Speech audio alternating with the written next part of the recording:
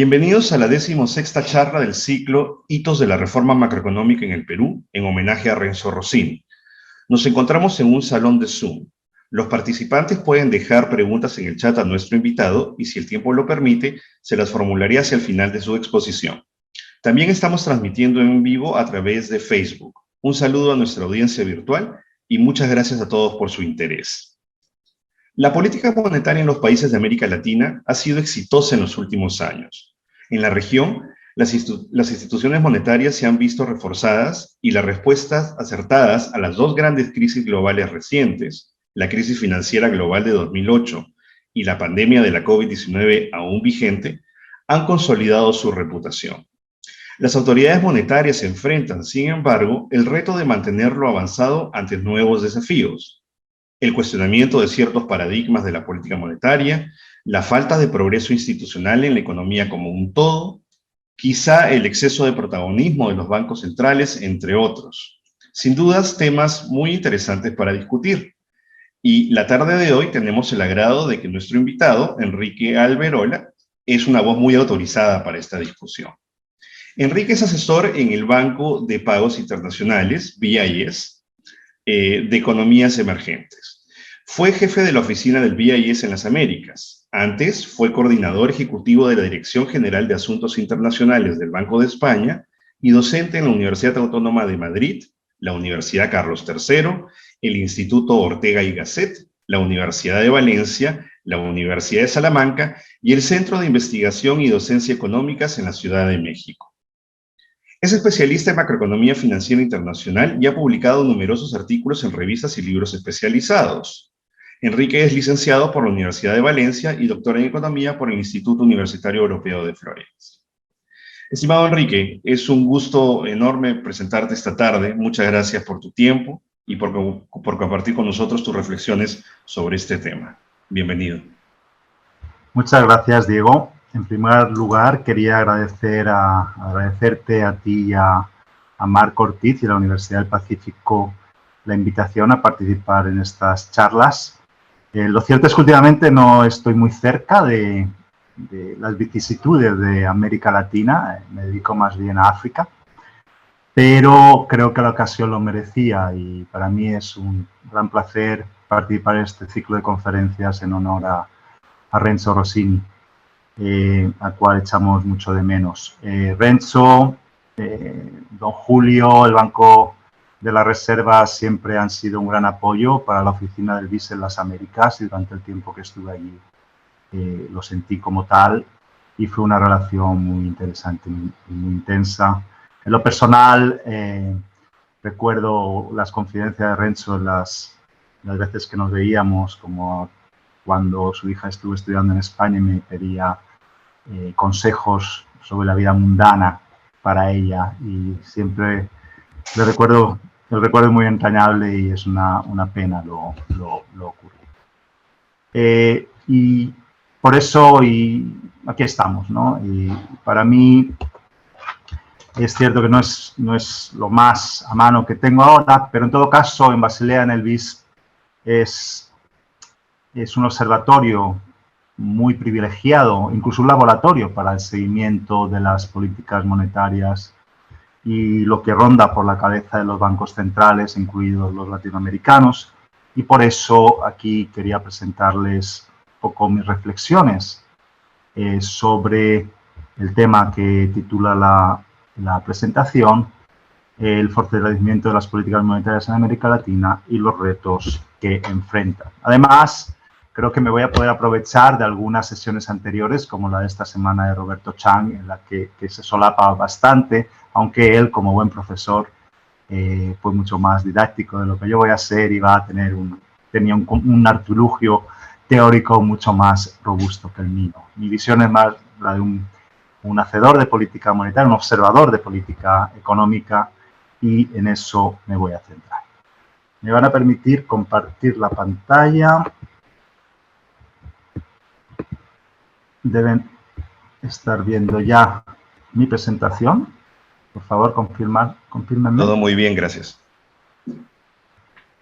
¿Se ve la presentación? Todo muy bien, perfectamente. De acuerdo. Pues, como decía, este es el título de la charla.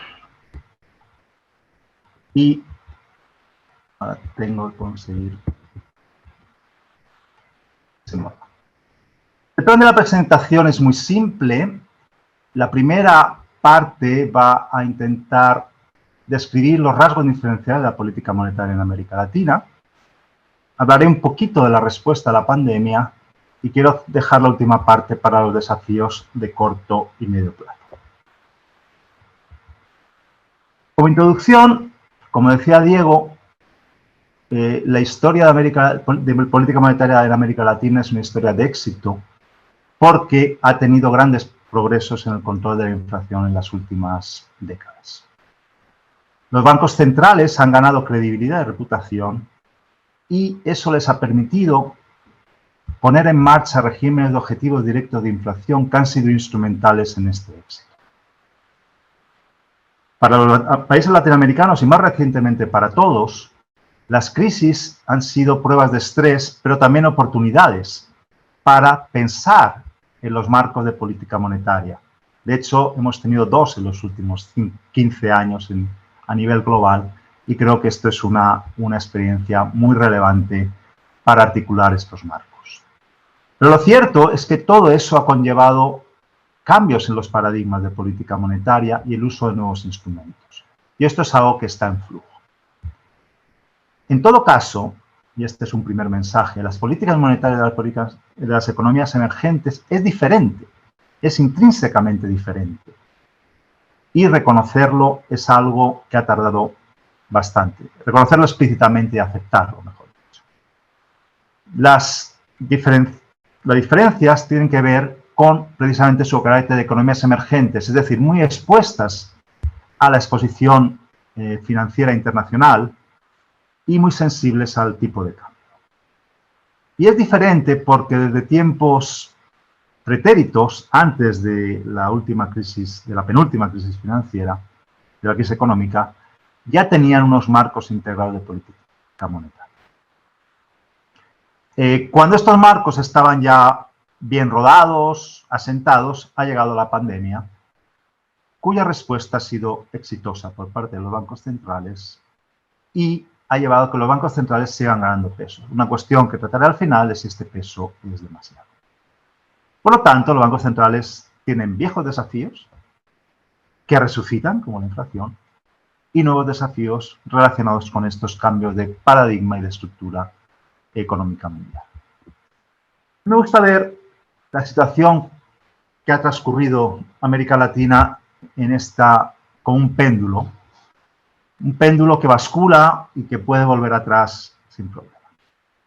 Cuando los países latinoamericanos empiezan a intentar dominar la inflación, adoptar regímenes más ortodoxos y entre ellos los objetivos directos, tenían un problema que era una percepción de inconsistencia de sus marcos de política monetaria. ¿Por qué? Porque la inflación era la inflación y ese era el objetivo. Y les era muy complicado reconocer o cotejar con otros países que era difícil olvidarse de otras cosas importantes, como la práctica lo era. Por ejemplo, los países latinoamericanos durante mucho tiempo tenían miedo a flotar. Ahora solo tienen respeto a flotar, tienen un poquito de precaución. Por otro lado, en este contexto se producían fuertes intervenciones cambiarias, manejo del tipo de cambio y muchas regulaciones y controles medidas para mantener el aparato que circundaba la política monetaria y para mantener la estabilidad financiera. Pero en todo ese proceso, dado el éxito de la contención de la inflación, los bancos centrales fueron acumulando reputación, pero era un marco que parecía inconsistente. ¿Qué ocurre? Después de la crisis financiera global, se produce una conciliación, una especie de posado de todos estos elementos en un marco conceptual mucho más articulado. Por un lado, se aceptan estos rasgos diferenciales, es importante. Antes se decía, no, nosotros no, tipo de cambio, intentamos, no, nuestro objetivo es la inflación, pero realmente tenían que ocuparse de otras cosas. Y ahora se puede aceptar que se tienen que ocupar de otras cosas, como la veremos. Las intervenciones en este contexto pasan a ser justificadas y además compatibles con el marco de inflation targeting, y algo que vino muy bien es que la etiqueta macroprudencial tuvo un marchamo global. Era respetable globalmente, no como antes. Le pusieron una etiqueta a todo lo que estaban haciendo antes los bancos centrales latinoamericanos. Vamos a desarrollar estos puntos con un poco más de detalle. En primer lugar, la centralidad del tipo de cambio. El tipo de cambio es mucho más importante en los países emergentes en América Latina porque los canales son más potentes y están muy relacionados con los flujos de capitales exteriores, a los cuales las economías latinoamericanas también son más flexibles como economías emergentes. En primer lugar, el canal de la inflación es más importante y esto es un efecto directo. En segundo lugar, y esto es más claramente diferencial, el canal financiero es muy relevante. Pasaré a centrarme en ellos dentro de poco. Y el otro canal, del que no voy a hablar apenas, es el canal del tipo de cambio, que en estos países está mitigado por el hecho de que sus exportaciones, muchas de ellas, están nominadas en moneda extranjera y en particular en dólares. Veamos primero la relación entre tipo de cambio e inflación, ¿por qué es mayor? En primer lugar, porque el pass-through, la transmisión del tipo de cambio a la inflación, es mayor y más volátil en los países emergentes. En el panel de la izquierda vemos cuál es ese pass-through, en torno a 0.3 hasta el año 2006 y ha bajado en el periodo posterior, pero aún sigue siendo más elevado, por ejemplo, que los países asiáticos o, lo que no se ve aquí, en las economías emergentes. Por otro lado, hay una mayor proporción de bienes transables en la cesta de consumo, de bienes importados, de alimentos. Todo esto hace que el efecto cambiario sea mayor. Además, muchos países son muy dependientes del comercio de materias primas y en algunos de ellos la propiedad de los recursos naturales es pública y, por lo tanto, afecta mucho a las cuentas fiscales y a la propia actividad económica del sector público. Y por último, los efectos de segunda ronda de la inflación dependen mucho del anclaje de expectativas. Y en este sentido, sí que ha habido un progreso muy importante, como vemos en el gráfico de la derecha, donde se observa la variabilidad de las expectativas de inflación en el largo plazo en las economías emergentes. Vemos que se ha reducido drásticamente y casi todos los países han convergido a un nivel muy bajo. El segundo canal es el financiero y este viene de la estrecha relación que hay entre el riesgo de crédito y el tipo de cambio. Como vemos en el panel de la izquierda, hay una muy fuerte correlación entre los diferenciales de deuda de los países emergentes y la depreciación cambiaria. Esto tiene importantes consecuencias y la razón es la siguiente. La razón es que cuando se produce una turbulencia financiera, los capitales exteriores tienden a retraerse y esto genera una depreciación cambiaria. ¿De acuerdo? ¿Qué ocurre cuando esto se produce en el ámbito de la gestión de la política monetaria?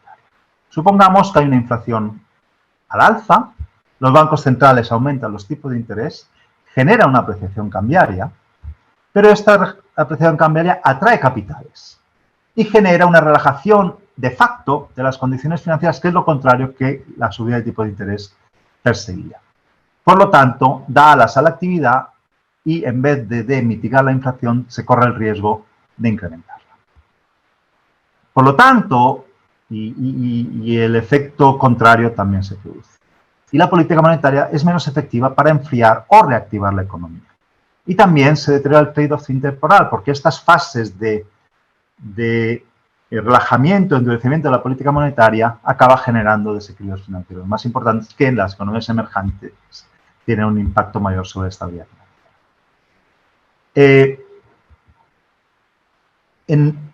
En el BIS, en la Oficina de las Américas, precisamente, se ha hecho recientemente, se ha preguntado a los bancos centrales cómo ven estos marcos de política monetaria y estos canales. Y aquí les voy a presentar algunos resultados. En primer lugar, este gráfico lo que muestra es la importancia que tiene el tipo de cambio y los flujos de capitales en las decisiones de política económica, monetaria. Y como se ve, la gran mayoría de ellos piensan que ambos, y sobre todo el tipo de cambio, que es la barra roja de la izquierda, son importantes o muy importantes.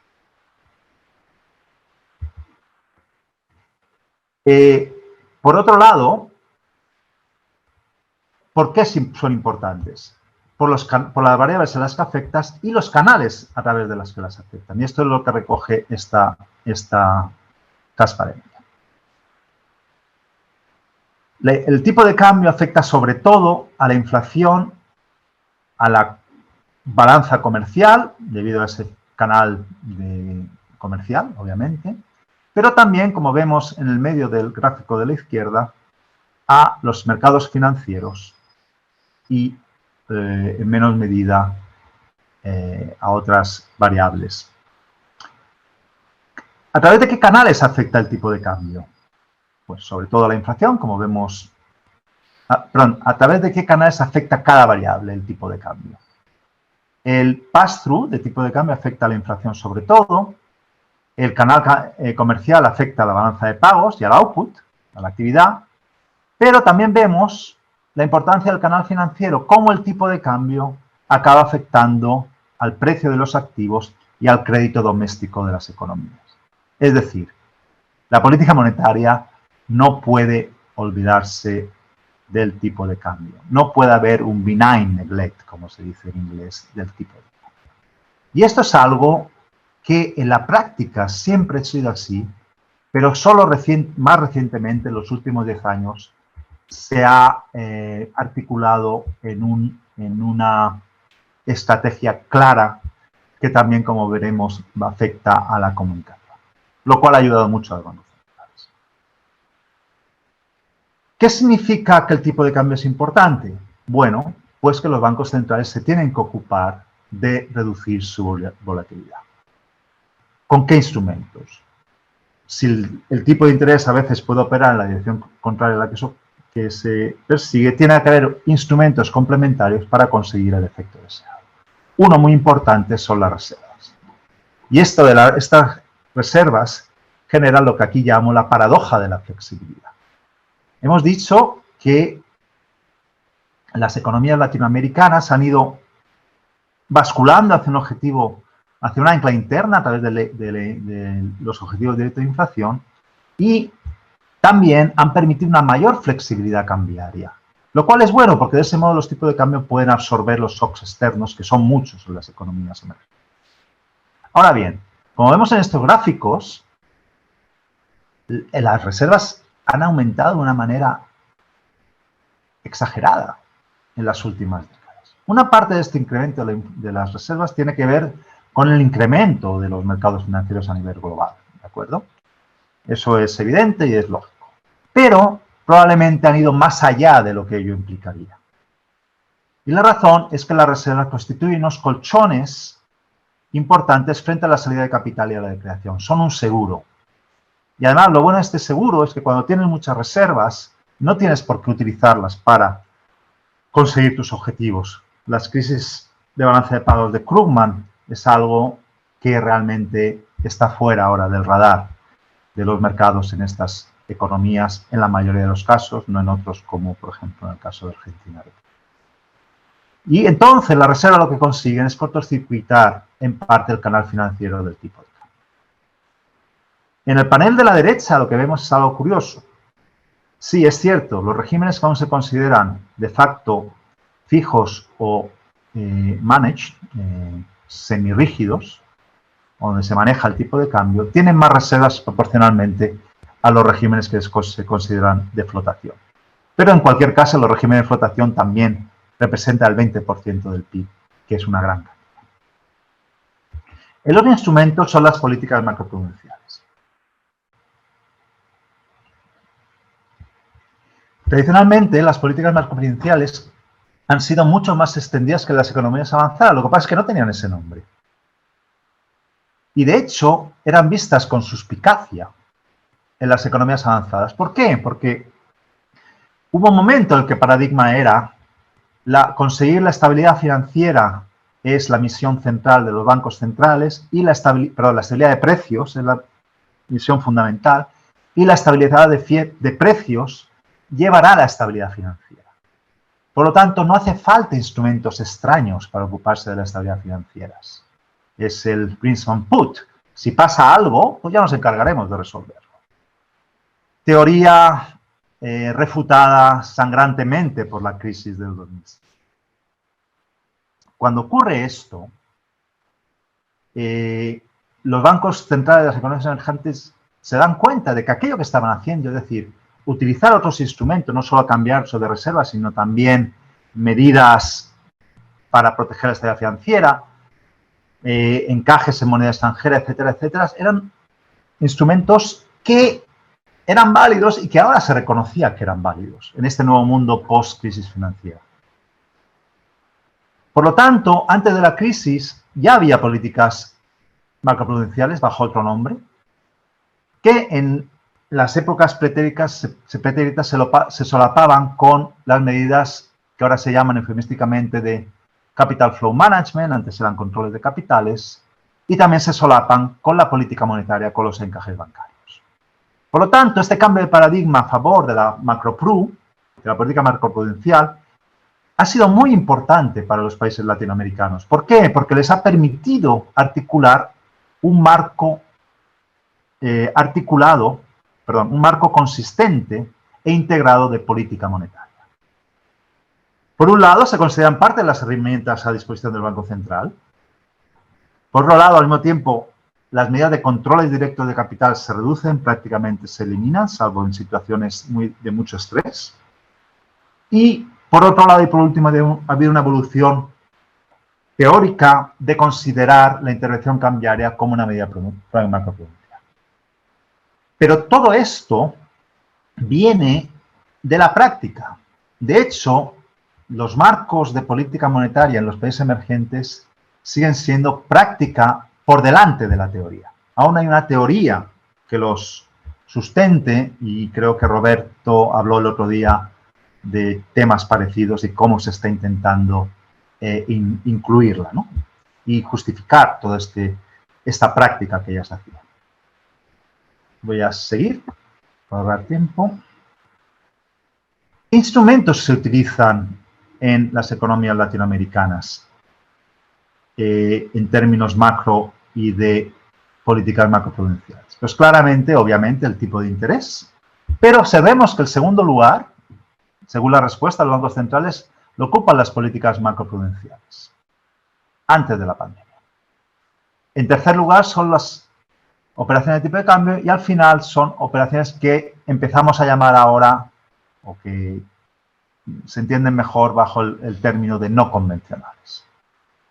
Y en términos de políticas prudenciales, muchas, como he dicho antes, están relacionadas con la exposición externa, pero otras están relacionadas con temas regulatorios como el buffer, el colchón de capital contracíclico, requerimientos de liquidez, etcétera. ¿A dónde nos lleva este marco? ¿Cómo se puede definir este marco integrado de política monetaria? Para ir acabando con esta parte.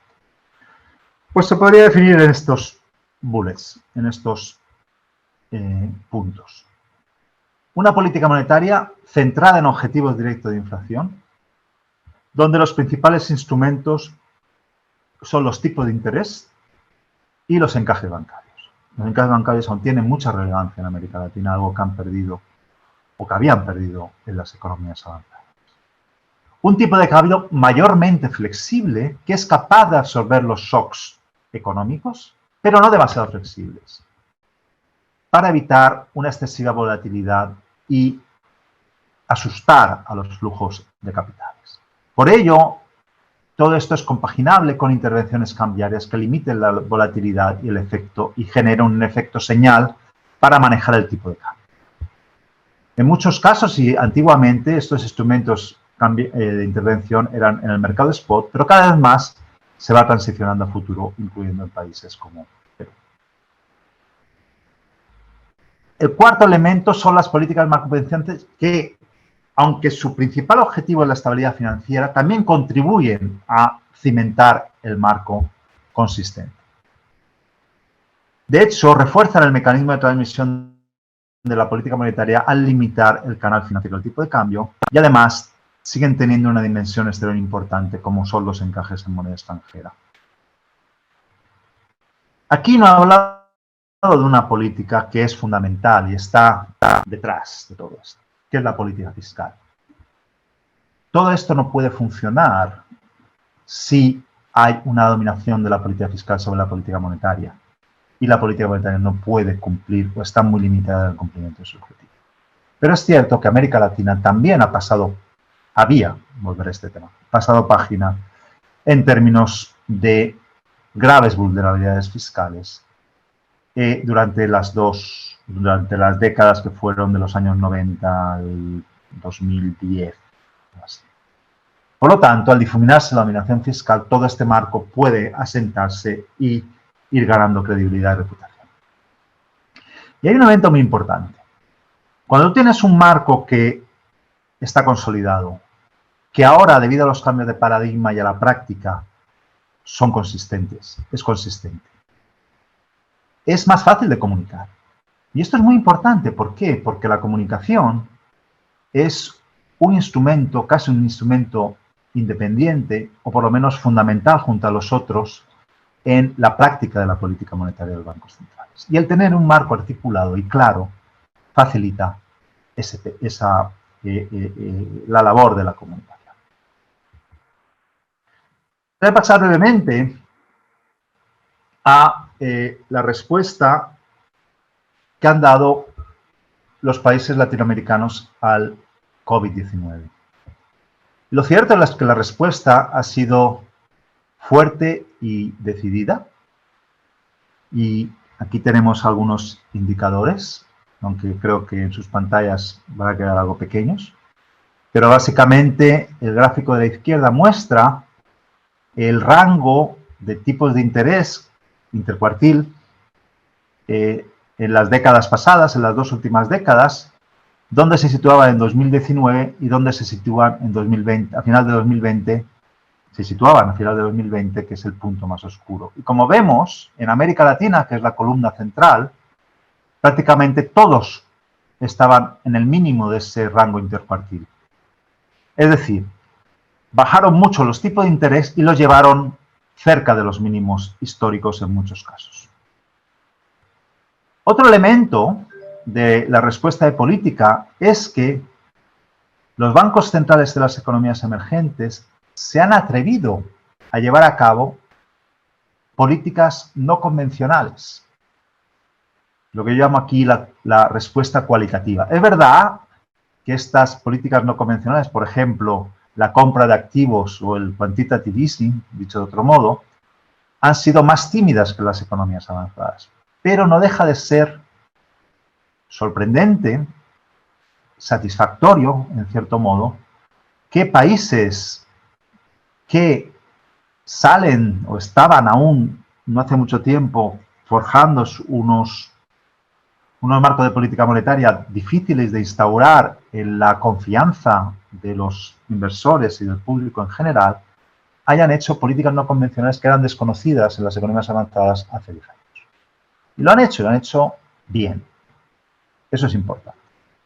Es cierto que en esta crisis de la pandemia es algo diferente de la crisis financiera global. ¿Por qué? Porque aquella crisis estuvo determinada por los desequilibrios financieros de las economías centrales. Mientras que esto ha sido un shock exógeno que ha afectado a todos. Y claramente era un shock exógeno que no tenía mucho que ver con las condiciones financieras iniciales. Y eso ha permitido una respuesta muy fuerte en las economías avanzadas y ha sido global y al mismo tiempo, y eso ha arrastrado a las economías emergentes, pero no solo de América Latina, sino de Asia e incluso de África, a hacer políticas monetarias atrevidas y no convencionales, que han ayudado a mitigar el golpe. Pero hay un pequeño problema, que toda esta configuración de políticas y el tipo de crisis que hemos sufrido, donde la actividad se desploma, se cierra todo, los flujos se paran, requería una respuesta muy fuerte y muy coordinada por todos los agentes internos de los países. Y eso ha llevado a una muy estrecha interacción entre la política fiscal y monetaria, que además, según los bancos centrales, también sabemos, ha sido muy satisfactoria en la mayoría de los países. ¿Pero cuál es el problema? El problema es que esto refuerza el nexo entre las políticas monetarias y fiscales. Y esto, dadas las circunstancias, puede ser peligroso en los próximos tiempos. En resumen, si miramos a la respuesta al COVID, podemos decir que los bancos centrales han tenido una buena crisis. Pero que esta buena crisis, este resultado, depende mucho de la acumulación de progresos durante las décadas anteriores que han permitido a los bancos centrales situarse en el centro de la respuesta a la crisis y generar confianza en la población. Salimos de la pandemia, ojalá, y nos enfrentamos a nuevos desafíos. Uno de ellos es realmente inesperado. Después de pulsiones deflacionistas durante la pandemia, nos encontramos que ahora el mundo sufre un repunte muy fuerte de la inflación. En estos gráficos vemos las previsiones de inflación para este año y el próximo en ciertas economías emergentes y vemos que en todos casos, por lo menos en 2021, van hacia arriba. En algunos casos más que en otros, como la línea naranja que representa Brasil o la amarilla que representa Turquía. Pero la verde, que es el resto de América Latina, vemos que también ha aumentado, se ha doblado prácticamente la previsión de inflación para este año. Y el problema es que el año que viene también se están retocando las previsiones hacia arriba. Eso ocurre en todos los países latinoamericanos, como vemos en el panel de la derecha. Es cierto que este repunte de la inflación tiene mucho que ver con la propia dinámica de la recuperación de la crisis, de la pandemia, y las propias implicaciones de la pandemia.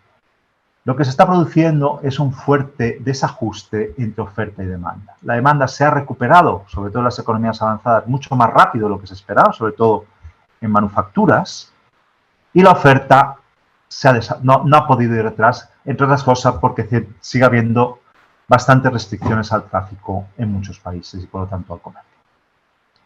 Esto significa que estas tensiones inflacionistas se espera que sean transitorias. Pero, y lo digo como insider, esto es algo que estamos viendo en los últimos 8 meses, 6 meses. Esto va a pasar enseguida. Y lo cierto es que no pasa. Y esto supone un problema. ¿Por qué? Porque la persistencia de la inflación acaba generando o puede generar efectos de segunda ronda. Es cierto que en muchos países, sobre todo en América Latina, o más en América Latina que en las economías avanzadas, las brechas de producción son muy altas. Hay un gran espacio productivo ocioso en las economías. Y por lo tanto, estas presiones no se deberían trasladar a salarios o a otros precios. Pero, si persisten, lo van a hacer.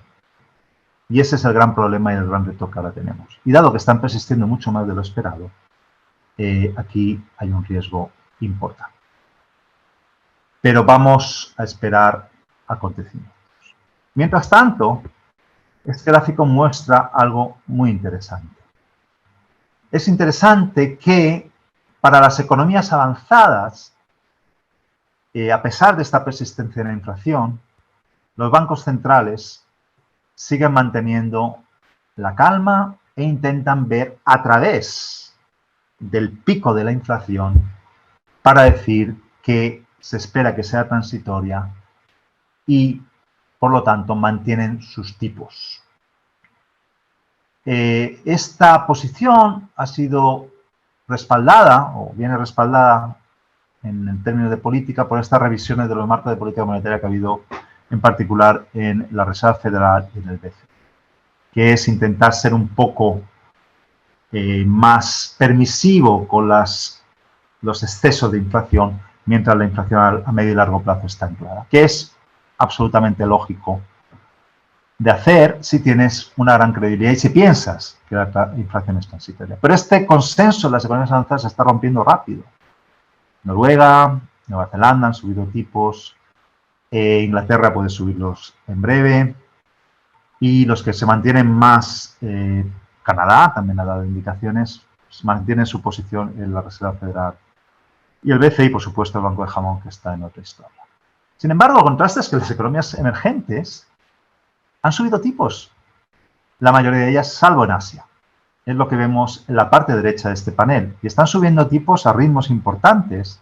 Y si se puede ver en la pantalla, la línea negra muestra los tipos en enero de 2020 y la barra azul es el último dato. Y vemos que en algunos países, como en Rusia, como en Brasil, los tipos actuales ya han superado los niveles previos de la pandemia a pesar de la fuerte bajada que se produjo. En Perú aún no es el caso, pero también está habiendo subida de tipos. Por lo tanto, esta es la situación, esta es la gran preocupación de los bancos centrales en este momento.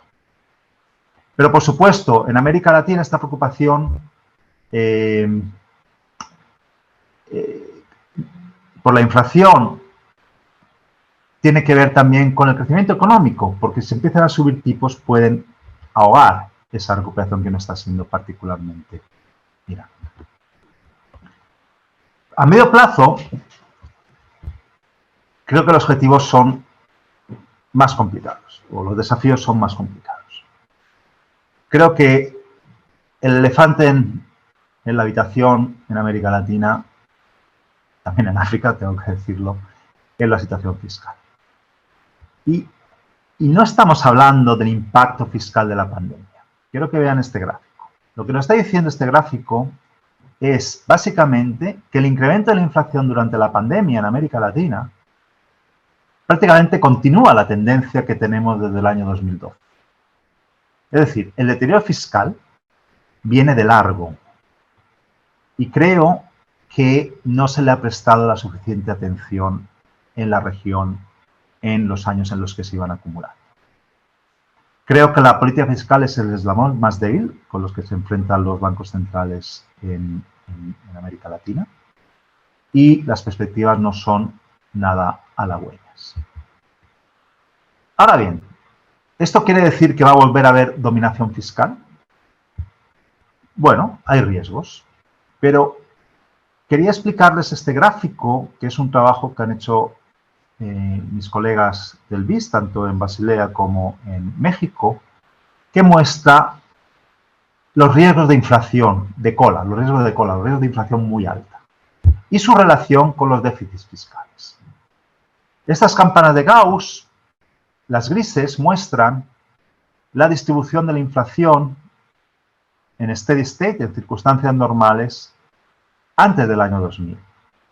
Y lo que le ocurría a la inflación es un contrafactual cuando había un shock importante fiscal. Y como se ve, la distribución se mueve a la izquierda de un modo sustancial. ¿Qué ocurre? Con el avance de la credibilidad monetaria, cuando hay un shock fiscal en los últimos, después del año 2000, la distribución apenas se mueve, pero mucho menos. ¿Por qué? Bueno, porque tenemos instituciones monetarias creíbles. Vemos en la derecha el impacto, el vínculo entre inflación y déficit y su relación con la independencia de los bancos centrales. Cuando la independencia es alta, este impacto es mucho menor que cuando es baja. Y hay otro gráfico que no se muestra aquí, que se ve que cuando los bancos centrales tienen un régimen de inflación directa, esta diferencia entre los dos, entre el sí y el no, es mucho mayor. Es verdad que, como he dicho antes, los regímenes de inflación tienen mucho que ver con los avances en la independencia que han asentado estos regímenes.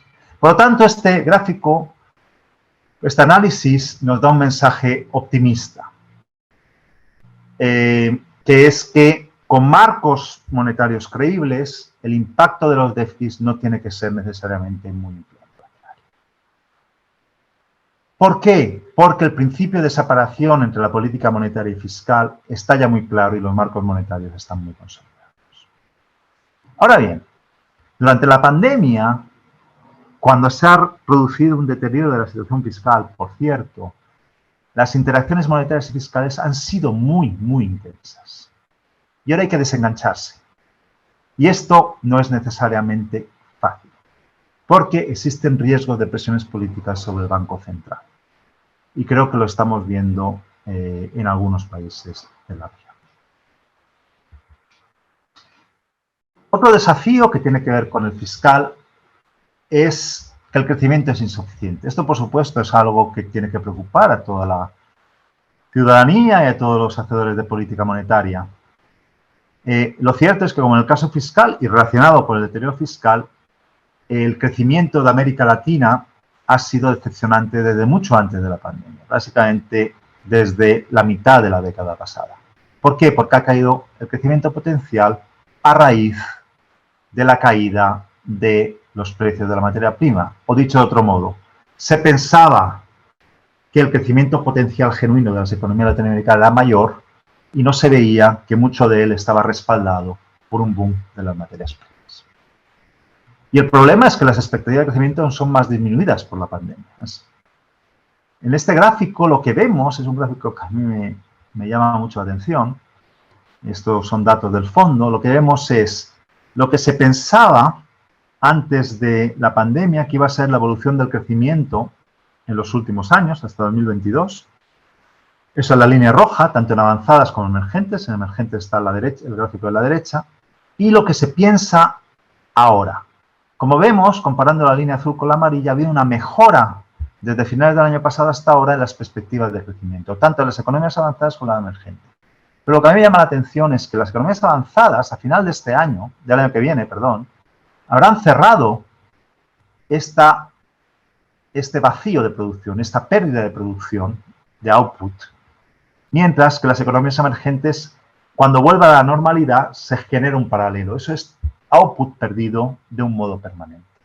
Es decir, otro golpe al nivel de output potencial, otra reducción probablemente de la tasa de crecimiento potencial a largo plazo. Y esto tiene que ver con los bancos centrales, por supuesto, porque es un objetivo dominante es que tienen que ocuparse de, no solo de, o sea, tienen que ocuparse de estabilidad económica y de que al final la economía, les preocupa que la economía crezca, pero es importante porque, por algo que voy a decir ahora, y esta es la última transparencia de la presentación. Pero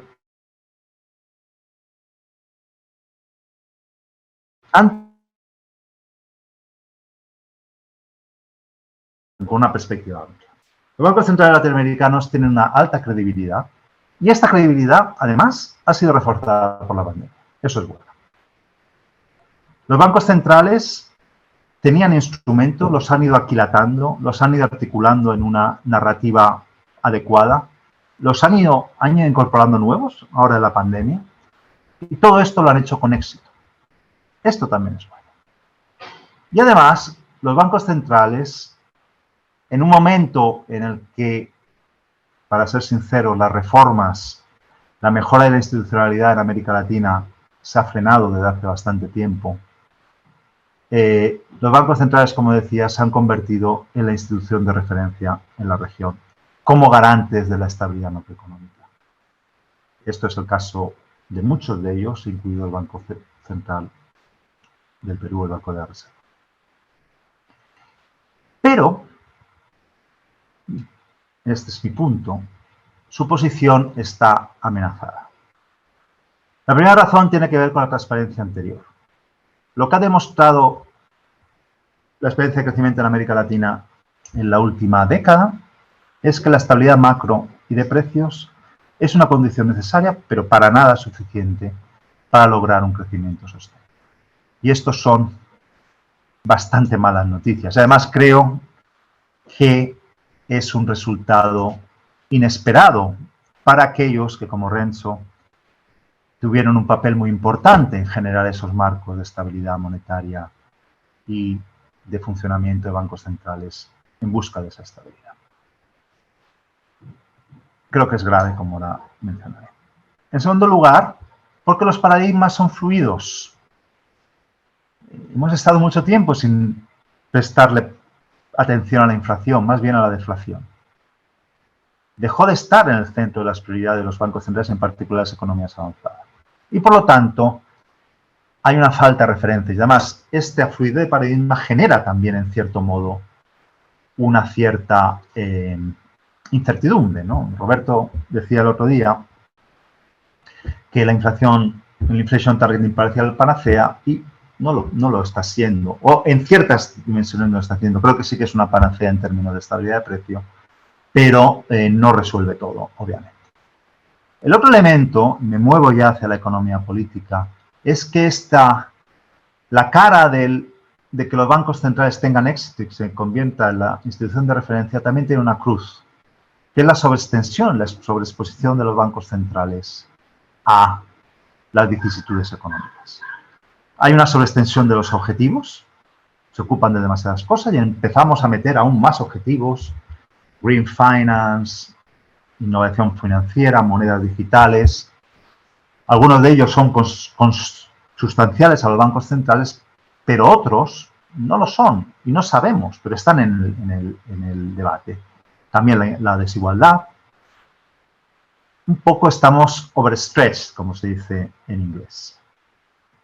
Pero también los instrumentos, ¿no? Hay un riesgo de que tantos instrumentos acaben por generar cierta vuelta al ecosistema. Y también la exposición tiene que ver con la centralidad de la que hablaba antes. Los banqueros centrales ya no son aquellas personas serias, oscuras, opacas, que se ocupaban de unas cosas un poco abstrusas. Muchos de ellos están cada vez más en la opinión pública. Y de ahí eso tiene que ver con la necesidad de comunicar a la sociedad y eso es algo positivo. Pero a veces eso puede influir en sus propias actuaciones. Y por último, creo que hoy en día la economía política no ayuda en absoluto. Y podemos mezclar estas dos cosas, ¿no? La sobreexposición con esta economía política. Lo que es cierto, es evidente, es que la estabilidad política se está debilitando en el continente. Y esto es peligroso para los bancos centrales. En algunos países ya se está viendo cómo afecta a los bancos centrales. Sin embargo, uno podría decir, bueno, sí, pero esto puede afectar a los bancos centrales por una razón, porque la inflación en América Latina es algo que la memoria de la inflación es algo que sigue muy presente. Yo quería, para finalizar, reflexionar sobre este punto.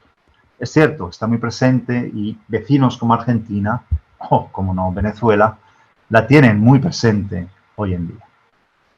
Pero esto tiene que ver mucho con la memoria histórica que todos tenemos y podemos establecer un paralelismo.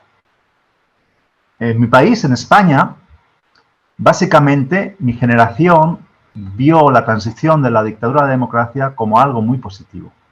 Hoy en día hay un debate muy importante sobre si la transición fue buena, fue insuficiente, se olvidó, fue reaccionaria. Y una de las razones principales, y esa es mi reflexión, es que muchas de estas personas que ponen esto en solfa no vivieron la dictadura. Esto está pasando en América Latina con un desfase temporal de una década más o menos, con las propias transiciones de la democracia, de la dictadura a la democracia, que se están olvidando. Y es por lo que también se explica la vuelta del populismo. El problema es que este olvido generacional puede tener un correlato en la inflación. Porque la gente que vivió la inflación en América Latina también está empezando a peinar canas como yo. Y eso puede hacer que la importancia de este objetivo en un contexto populista acabe afectando a los bancos centrales. Y con esta reflexión, que queda un poquito fuera de lo que es la economía e incluso de las atribuciones que tenemos en el BIS, pero que, por supuesto, el disclaimer applies, y esta es una opinión personal, con esta reflexión quería terminar la charla. Muchas gracias. Muchas gracias a ti, Enrique. Realmente interesante dónde nos deja tu charla y esta última reflexión. Yo quería hacerte una pequeña pregunta al respecto. En efecto, ¿no? Los bancos centrales parecen que son o serían dado el resto de cosas y el contexto político que mencionaste, víctimas de su propio éxito. ¿Sí? De alguna manera yo pienso que eso tiene que ver con que en su momento, estamos hablando posiblemente de comienzo de los 90, ¿no? Justamente esta generación que sufrió la inflación empoderó políticamente, ¿no?, las reformas que hoy por hoy vuelven a los bancos centrales instituciones eficientes.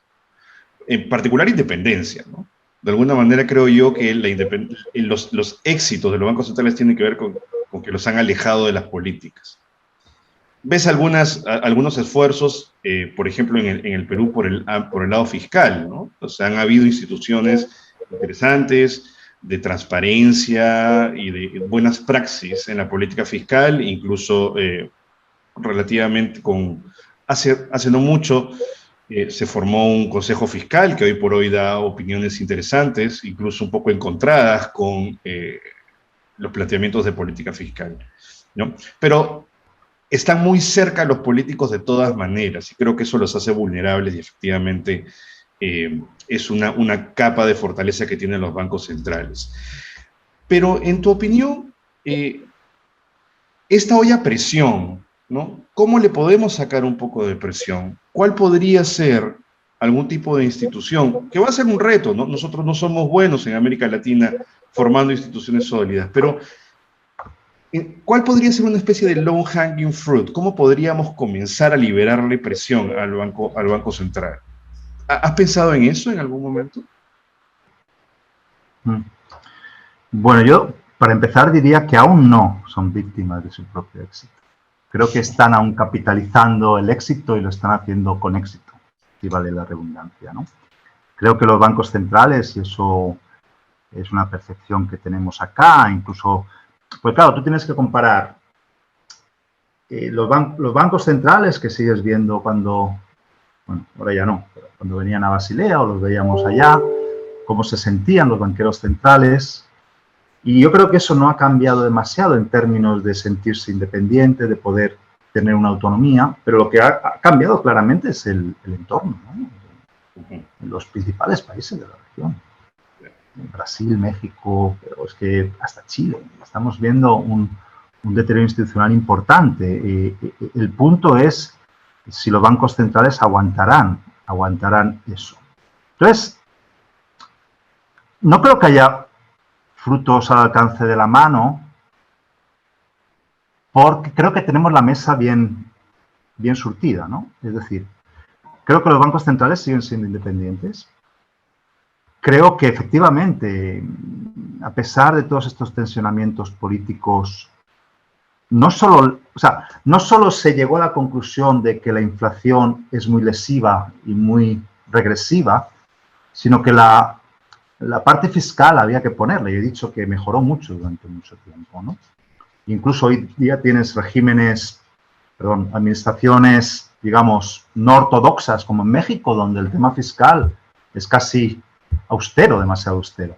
En ese sentido, creo que aún hay protección, y creo que hay un instrumento importante que los bancos centrales están utilizando a nivel global y que tiene que ver también con pues cómo va de rápido el mundo, ¿no? Que es la comunicación, la transparencia. Creo que hoy en día, a pesar de todo el ruido de las redes sociales, los bancos centrales tienen una obligación que han asumido de ser más transparentes con la sociedad. Eso implica explicar mucho mejor las políticas, ser mucho más didáctico, eso genera educación financiera en una población que está mucho más educada que hace 20 años, que hace 30 años. Eso es bueno.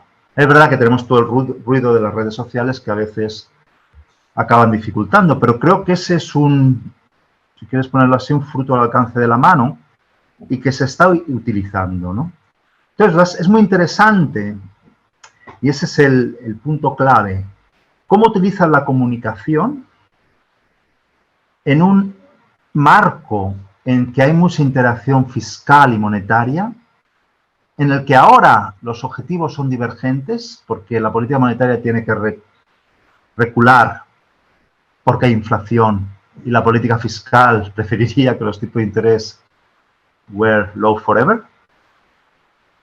Entonces, eso puedes comunicar. El problema es que cuando se comunica esto, se corre el riesgo de chocar en público con las autoridades fiscales. Y eso es algo que los bancos centrales son muy reacios a hacer. ¿Por qué? Porque se enfrentan al backlash. En Europa lo vemos muy claramente, tanto en el Banco Central Europeo como en los bancos centrales nacionales. En el Banco Central Europeo hubo una época que no podía hablar de política fiscal, porque cada vez que hablaba se le echaban encima a los gobiernos nacionales. Y en los bancos centrales nacionales, como el mío, le decían: ¿qué está usted haciendo hablando de política fiscal si usted está haciendo la política monetaria? Y ese creo que es un desafío también, y creo que no está resuelto. Aunque, como decía, creo que las bases son buenas porque en muchos países la coordinación ha funcionado muy bien. Ese sería no tanto el fruto al alcance de la mano, sino el fruto encima de la mesa. Perfecto, Enrique, muchísimas gracias. Mencionabas que la presentación de hace algunos días de Roberto Chan había redundado en sabiduría, en claridad y en docencia. Te agradezco por la modestia, porque la tuya ha sido simplemente excelente. La hemos disfrutado muchísimo. Y estoy seguro que la audiencia también comparte esta apreciación sobre tu charla, el tema y tus reflexiones. Realmente estamos muy agradecidos por tu tiempo y por haber dado esta presentación. Muchas gracias. Muchas gracias, Diego. Ha sido un placer y espero que a no mucho tardar también podamos ir para allá.